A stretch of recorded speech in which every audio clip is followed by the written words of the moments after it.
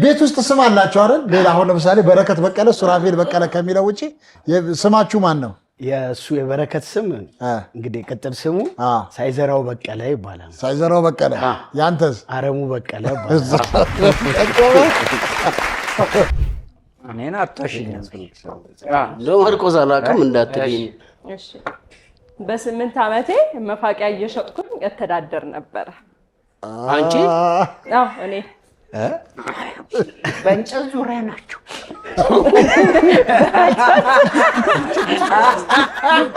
በዛ በጣም ያነጣል ምናምን ትንሽ ልጅ ስለነበረች እንዲህ በጃኬቷ ከል ነበር። ፍሬንድ ትፍቃለህ ትለዋለች። ክቡራትና ክቡራን ተመልካቾቻችን ዛሬ ፋሚሊ ነው። እንግዲህ ቡቡ ሱራፌል፣ ዋና ስም ሱራፌል በቀለ፣ በረከት በቀለ ታናሽ ወንድሙ ነው። የሰፈር ስም ደግሞ ጋርጠው በሚለው ነው ብዙ ሰው የሚያውቅ ማለት ነው። ቤት ውስጥ ስም አላችሁ አይደል? ሌላ አሁን ለምሳሌ በረከት በቀለ፣ ሱራፌል በቀለ ከሚለው ውጪ ስማችሁ ማን ነው? የእሱ የበረከት ስም እንግዲህ ቅጥል ስሙ ሳይዘራው በቀለ ይባላል። ሳይዘራው በቀለ። ያንተስ? አረሙ በቀለ ይባላል። እሱ ሳይዘራው ነው የበቀለው፣ አንተ ደግሞ ውስጥ ለውስጥ እርሻው ተበላሸ። ቡቡ በነገራችን ላይ በጣም ከቤቱ ነው መሰለኝ ጨዋታ ያለው። በጣም ቀልደኛ ነው። ብዙዎቹ ያወሩለታል። በጣም ቡቡ ጨዋታ ይችላል ይላሉና እስቲ ቡቡ በበረከት እንዴት ነበር ድሮ? እስቲ ከማየም ጋር ምናምን ገጠመኝ ካለ። በረከት እንግዲህ በጣም ብዙ ገጠመኝ አለው። እስቲ ከማስታውሳቸው አንዱ ገጠመኝ እኛ ቤት አጠገብ የቀበሌ ስጋ ቤት ነበረ። የቀበሌ ስጋ ቤት እና በረከት ጥሬ ስጋ መብላት አምሮታል። የያዘው ብር ለዛ ለስጋ ከፍሎ ለመብላት አይሆንም። ጠጋ አለና ስጋ ቆራጩን እንደው ታቀኛለህ ከእናንተ ቤት ጀርባ ነው የኔ ቤት፣ ዝም ብለህ እንደው የ150 ብር ስጋ ቁረጥልኝ አለው። አሳዘነውና ቆራጩ ቆርጦ ሲሰጠው መብራት አይጠፋም። በረከት ቢላ ላጥ አድርጎ ሄዶ የሆነ ነገር ቆርጦ ሂሳብ ሲከፍል 200 ብር አይባልም። በረከት በ150 ብር ተስማምተን ገብተን እንዴት 200 ብር ትለኛለህ ይለዋል። የ50 ብር ሳምባ በልታል።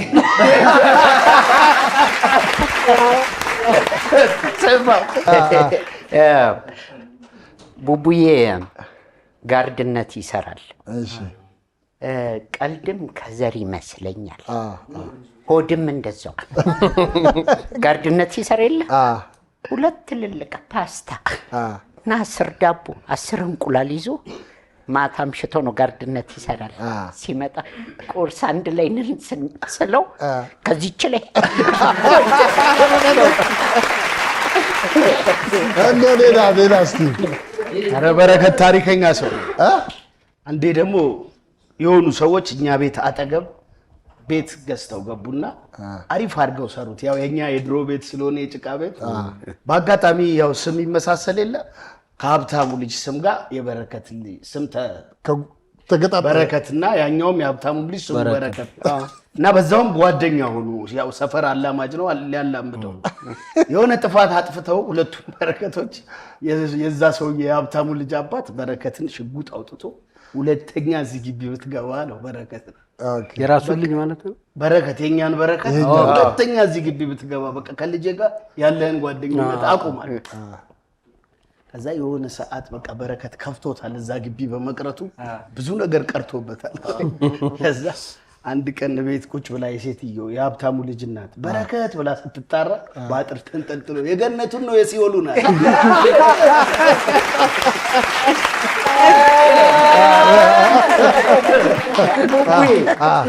እዛ ላይ ጥሩ የሚያግዘኝ ሰው የነበረ ነበር። ተስፋዬ ዘውዴ ጠበቃ ነው። ጎረቤት ነው። በጣም አሪፍ በቃ ትንንሽ ልጆች አሉት አሁን አድገዋል እና ምግብ አይበሉም።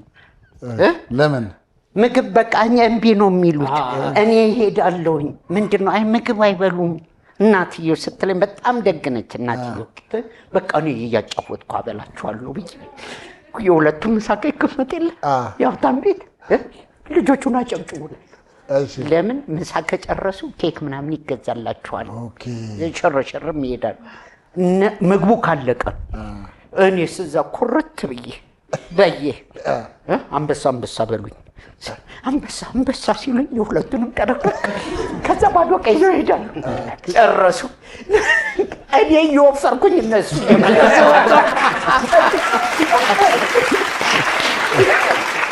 ከዛ እናትየው ልጆቹን ትጠይቃቸዋለች። እንዴት ብለው ነው ምግብ የሚጨርሱልን? ልጅን ማጫወት እኮ ነው። ከተጫወቱ ልጆችን በጨዋታ ነው ማብላት። እንደው ምን እያጫወታችሁ ነው የምትበሉት ትላቸዋለች። እኛ እናጨበጭባለን። አንበሳ ስንለው እሱ ይበላል።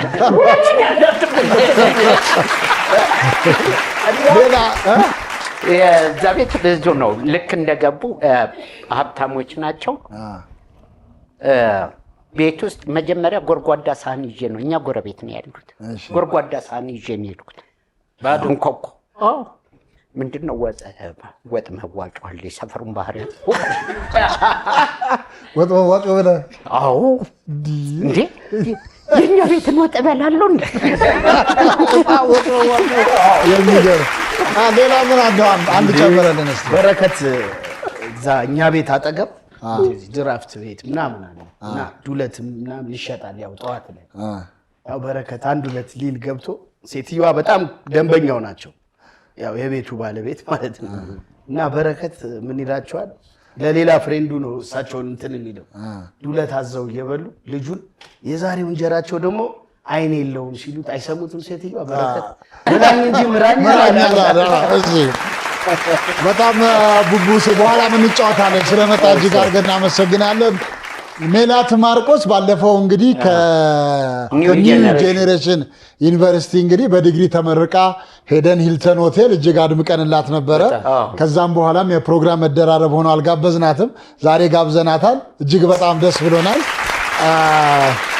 እስቲ ምን እስቲ ንገሪን እስቲ ስለ ማርቆስ ሜላት።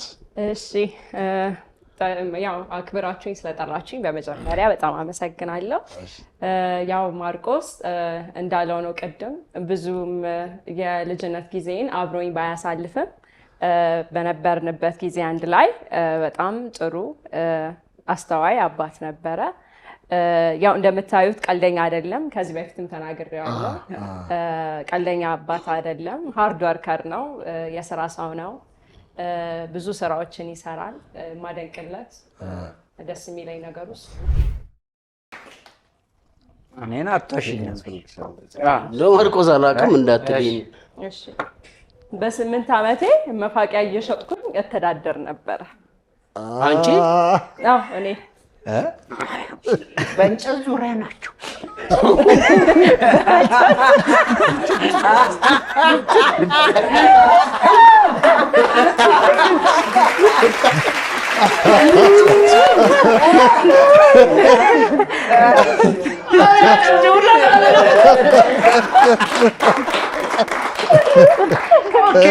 ማሚዬ በ8 ዓመትሽ መሆኑን በምን አወቅሽ? አስታውሰዋለሁ። ታስታውሻለሽ? በደንብ አስታውሰዋለሁ። ማን ነበር አብሮሽ? እናትሽ እንዴት ፈቀደችልሽ? በቃ ፈቀደች። ያው እኔ እናቴ ምንም ነገር ልሞክር ስላት ሰፖርቲቭ ስለሆነች በቃ ጎ አሄድ። ሰፈርሽ አካባቢ ነው ይሄን የምታረጊው? ሰፈር አካባቢ ነው? የት ነው የምትሸጪው? እንደ መፋቂያውን ገዝተሽ ነው የምታተርፊው ወይስ? ኧረ እኔ ቆርጬ በስርዓት ነው ነበረ አካባቢው ላይ አካባቢ ካለው። እኔ እንደውም ትዝም ይለኛል ልጅ ሆና መፋቂያ ስጪኝ ስላት አኩርፋኝ አትሄድ ወላቅ አይደለም ምን ሆነ ነው የሚለው መፋቂያ ስላት ምን ልትፍቅ አለች። ባዶ ቤት አይጠረግም እንዲያልኳት ወዲያው ሰጠች። ጠይቋት። አይ ቆይ ገና ነው እኮ እንጠይቃት። መፋቂያ ከየት አመጣሽ? መፋቂያው ከአካባቢው ላይ ቆርጬ እንደዚህ ዛፍ ምናምን ያደጋል አይደል? የመፋቂያ ዛፎች ከዛ እየቆረጥኩኝ እና ትሰሪው ነበር ጫፍ ጫፍ እንደዚህ። አሁን መፋቂያም እንደምንገዛው ማን አስተማረሽ? ራስሽ? ዝም ብዬ ከሰው ሳይ ምናምን። የመፋቂያ አይነቶች እስቲ ሶስቱን ንገረኝ።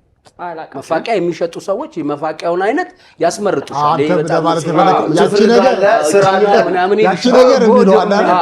ስለዚህ ብዙ አይነት ነው የመፋቂያ አይነት። 3 አይነት አሉ። አሁን ለምሳሌ መፋቂያ፣ ሙፋቂያ፣ ሚፋቂያ የቅጠላ ቅጠሎች የተፈጥሮ ቅጠላ ቅጠሎች አይነት በሚያጸዳ አለ ምናምን የሚል አለ። ከነዛ ውስጥ አንቺ የምትጠቀሚው የቀረሮ አለ፣ የዝግባ አለ፣ የዛር የዋንዛ አለ ምናምን መፋቂያዎች አሉ። የትኛውን ነበር እኔ ይሄ ችፍርግ የሚባለው? ችፍርግ። ቆይ ሜሉ፣ ቆይ የምትሸጪው ከቤት ውጭ ነው? ውጭ ከቤት ወጥተሽ? አውትዶር ሰርቪስ። እንዴት እንደዚህ? አይ እንደዚህ ምናምን ይዤ ሳይሆን በቃ ያላገኘሁት ሰው ግን ያስተዋወቅኩኝ የሸጥ ነበር ፕሮዳክቱን። በዛ በጣም ያነጣል ምናምን ትንሽ ልጅ ስለነበረች እንዲህ በጃኬቷ ከልላ ነበር። ፍሬንድ ትፍቃለህ ትለዋለች። ችፍርግ በጣም ያነጻ ነበር። እውነት ችፍርግ ስላለች ነው አሁን እኔ ወደ እንትኑ የመጣሁት። ለምን አረች ችፍርግ አታውቅም? በቃ ከማርቆስ የተሻለ እሷ በ8 ዓመቷ መፋቂያ ከሰጠች ማርቆስ በ8 ዓመቱ በርበሬ ነበር የሚታጠብ። ጥጥሌ እውነት ሸት ማርቆስ አሁን በፍጹም አላለም መሰለ። ይሄን ባኪስትሪ ራቅም ቢል ያውቃል፣ ይሰማል። ምንም የምታውቀው ነገር የለም አይደል? እኔ ቢዝነስ ማይንድ እንደሆነች አውቃለሁ። ሜላት በጣም ገቢ ታመጣለች። ቴንክ ዩ ቬሪ ማች። በቃ መለስክልኝ ለኔ እውነት። ቡቡስ? እኔም እውነት ነው። ለምን? ያው ለስራ ያላት ተነሳሽነት እሱ ተናገረ። በጣም ማርቆስ ፍቅር ነበር ስላለ አይ እኔ ያላመንኩት መፋቂያ አትሸጥ መፋቂያ ወጣ ሸጣ አያውቅም። ግን ውሸት ነው። ውሸት አልቀየረም። አይ የስራ ባህል አሁን እኮ ይሄ ስራ ነው። ስለ ስራ ነው የምናወራው። አባትሽ ያውቃል ባህሪዋን። ስራ ደግሞ ማርቆስ አንተ ልጅ እያለህ የሆነ ነገር ሽቀላ ስትሸቀል ቤተሰቦች ያውቁ ነበር? አያውቁ። በቃሽ አሁን መልስልኛ። እሺ አሁን እኮ ስለዚህ ይኸውልህ አንተኛ ነገር አንተ ራስህ ከልጅነት እሷ ራሷ በጣም ብዙ ነው ማብራሪያ የሰጠችው ስላንተ የስራ ባህል በመስማትም ቢሆን ልትወርስ ትችላለች። ሁለተኛ አንተ ራስህ አሁን በተፈጥሮዋ ስትናገር በጣም ታታሪ ጠንካራ ሰራተኛ። ይቅርታ ደም እኔ መቼም ልጄ ነች፣ ግን አንድ ነገር ልመሰክርላት እፈልጋለሁ። ሜላት የምትገርም ልጅ ነች። ሜላት ሳናቀውም ማለት ነው ሳናቀው የሚኒ ሚዲያ ኃላፊ ነበረች፣ ሳናቀው ሞዴል ነበረች፣ ሳናቀው አስተማሪ ነበረች፣ ሳናቀው ፊልም ሰርታለች፣ ሳናቀው ታዋቂ ሆነች፣ ሳናቀው ክሊፕ ትሰራ፣ ሳናቀው ደግሞ አየር መንገድ መግባቷን ማናቀም ነበር። ቆይተን ነው የአንድ ትልቅ ሆስፒታል ኤጀንት ነበረች። ሳናቀው የኢትዮጵያ አየር መንገድ ተምራ ተፈትና ለስራ ገብታለች። እና ሜላት በእርግጥ በጣም የመፋቂያው ግን ባይዘዌ የምርቃቷ ቀን የመጀመሪያ ኤሌመንተሪ እና ሃይ ስኩል የተማረችበት አሳይ ትምህርት ቤት አሳይ ትምህርት ቤትን አመስግና መምህር ማን ነበር? መምህር ሰለሞንን ምንድነው የሸለማችሁት? ያው ሽቶ ነበር የሸለምነው። በጣም ጠርተውት መምህር ሰለሞንን ከአሳይ ትምህርት ቤት ሸልሞታል። መምህር ሰለሞንን አንድ ቀን እዚህ እንጋብዘዋለን። አሳይ ትምህርት ቤት ከንትን ከመውለድም በላይ ልጅ ትወልዳለህ። ሜላት ማርቆስ ወለዳት።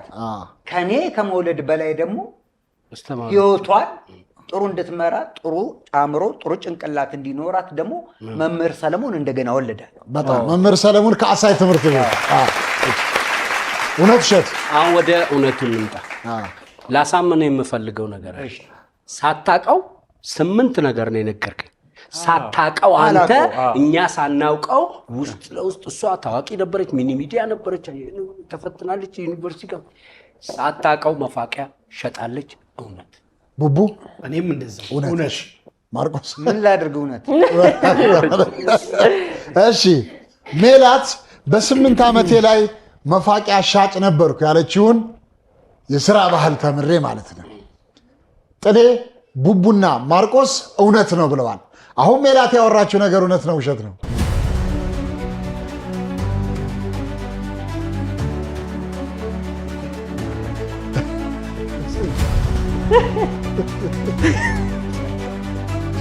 መጣ አንድ ይቀረዋል።